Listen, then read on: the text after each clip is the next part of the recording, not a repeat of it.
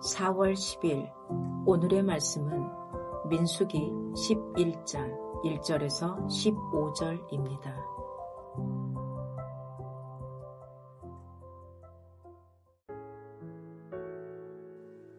여호와께서 들으시기에 백성이 악한 말로 원망하매 여호와께서 들으시고 진노하사 여호와의 불을 그들 중에 붙여서 진영 끝을 사르게 하시매 백성이 모세에게 부르짖음으로 모세가 여호와께 기도하니 불이 꺼졌더라. 그곳 이름을 다베라라 불렀으니 이는 여호와의 불이 그들 중에 붙은 까닭이었더라. 그들 중에 섞여 사는 다른 인종들이 탐욕을 품음에 이스라엘 자손도 다시 울며 이르되 누가 우리에게 고기를 주어 먹게 하랴. 우리가 애굽에 있을 때에는 값없이 생선과 오이와 참외와 부추와 파와 마늘들을 먹은 것이 생각나거늘 이제는 우리의 기력이 다하여 이 만나 외에는 보이는 것이 아무것도 없도다 하니 만나는 가시와 같고 모양은 진주와 같은 것이라. 백성이 두루다니며 그것을 거두어 맷돌에 갈기도 하며 절구에 찢기도 하고 가마에 삶기도 하여 과자를 만들었으니 그 맛이 기름 섞은 과자맛 같았더라. 밤에 이슬이 진영이 내릴 때에 만나도 함께 내렸더라. 백성의 온 종족들이 각기 자기 장막 문에서 우는 것을 모세가 들으니라. 이러므로 여호와의 진노가 심히 크고 모세도 기뻐하지 아니하여 모세가 여호와께 여짜오되 어찌하여 주께서 종을 괴롭게 하시나이까? 어찌하여 내게 주의 목전에서 은혜를 입게 아니하시고 이 모든 백성을 내게 맡기사 내가 그 짐을 지게 하시나이까? 이 모든 백성을 내가 배었나이까? 내가 그들을 낳았나이까? 어찌 주께서 내게 양육하는 아버지가 젖먹는 아이를 품듯 그들을 품에 품고 주께서 그들의 열조에게 맹세하신 땅으로 가라 하시나이까? 이 모든 백성에게 줄 고기를 내가 어디서 얻으리이까? 그들이 나를 향하여 울며 이르되 우리에게 고기를 주어 먹게 하라 하온즉 책임이 심히 중하여 나 혼자는 이 모든 백성을 감당할 수 없나이다. 주께서 내게 이같이 행하실진대 구하옵나니 내게 은혜를 베푸사 즉시 나를 죽여 내가 고난당함을 내가 보지 않게 하옵소서. 안녕하세요. 마태복음 묵상을 마치고 민수기 묵상을 시작합니다.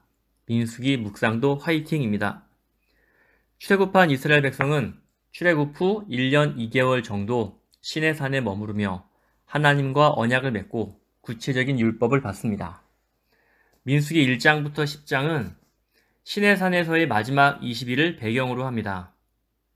가나안 땅으로의 출발을 직전에 둔 상황입니다. 하나님께서는 마지막 20일 동안 인구 조사와 진영을 조직하고 진영 정결과 봉헌, 행진 준비를 합니다.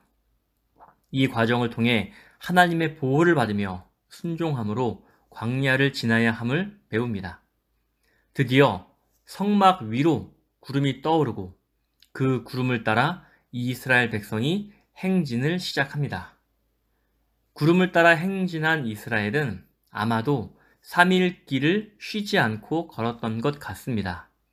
마침내 3일 만에 쉴 곳을 찾아 멈춥니다. 그런데 갑자기 반전이 일어납니다. 행진을 시작한 지 3일밖에 되지 않았는데 문제가 발생한 것입니다. 그 문제가 무엇인지 11장 1절부터 15절에서 살펴보겠습니다. 백성들은 악한 말로 원망하기 시작합니다. 무엇에 대한 원망이었는지는 구체적으로 나타나 있지 않으나 아마도 힘든 광야 생활과 3일의 여행으로 매우 지쳤을 것 같습니다. 이스라엘 백성은 악한 말로 원망을 하는데 여호와 하나님께 들리도록 했습니다. 그리고 출애굽기에서는 아론과 모세를 원망했다면 이번에는 하나님을 향해 원망합니다. 하나님께서 들으시도록 원망했다는 표현으로 알 수 있습니다. 악한 원망을 하나님이 들으시고 즉시로 심판하십니다. 이전에 출애굽기에서도 백성이 원망함으로 하나님의 진노가 있었습니다.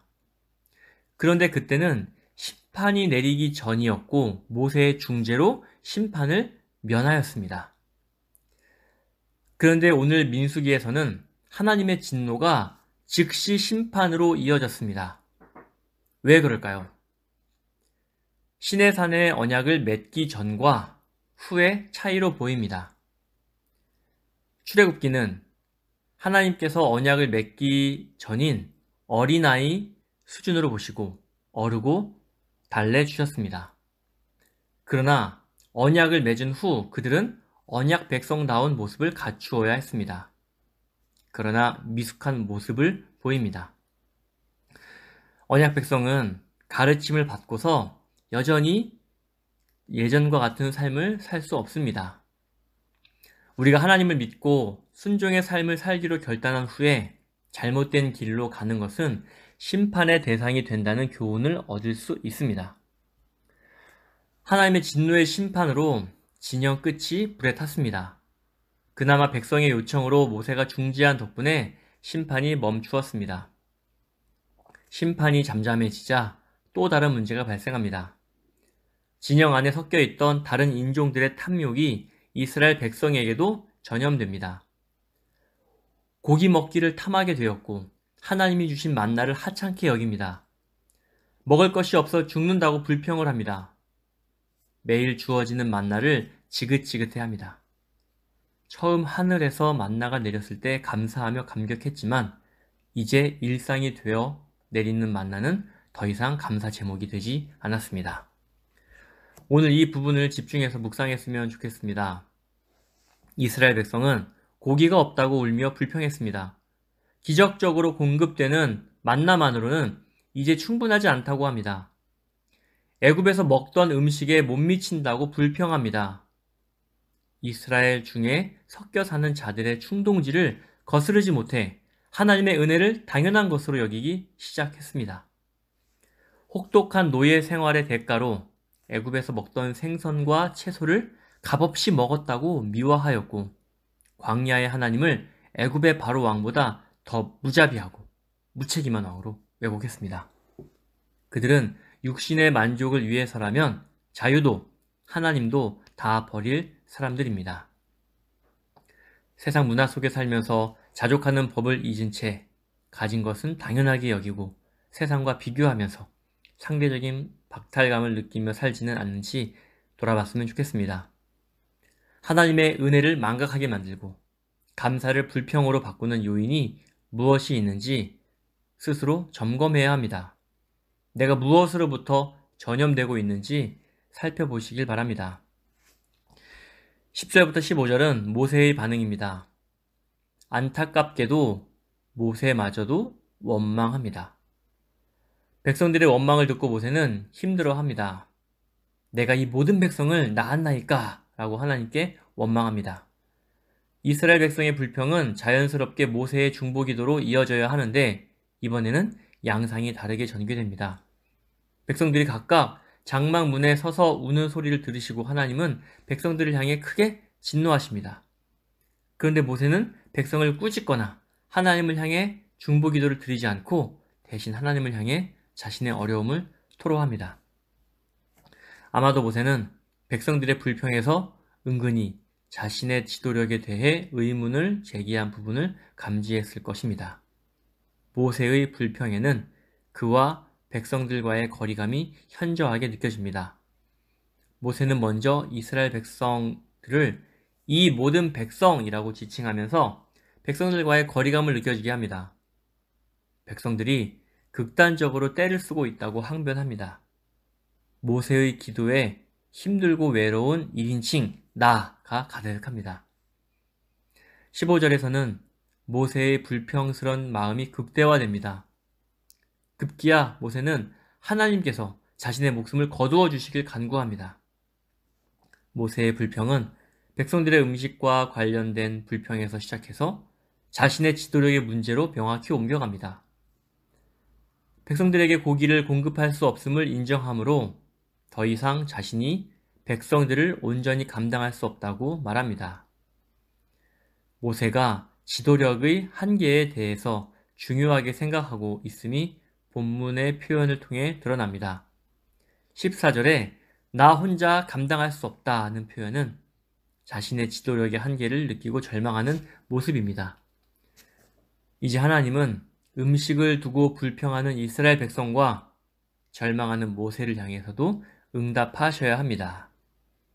하나님께서는 분명히 응답해 주실 것입니다. 책임져야 하는 자리에 있는 분이라면 모세의 심정을 이해할 수 있을 것입니다. 생명을 거두어 달라는 모세의 간구는 생명의 주관자이신 하나님을 인정하는 탄식입니다. 우리는 언제든 힘든 상황에 놓이게 될 수 있습니다. 그럴 때 하나님께 불평하는 게 건강한 것이라고 생각합니다. 우리 하나님은 우리의 소리를 즐겨 들으시는 분입니다. 우리와 인격적인 교제를 하시는 분입니다. 그러니 우리의 기쁨과 고통, 그 어떤 것이라도 하나님께 가지고 갈 수 있습니다. 그러면 하나님께서는 분명히 응답해 주십니다. 아멘.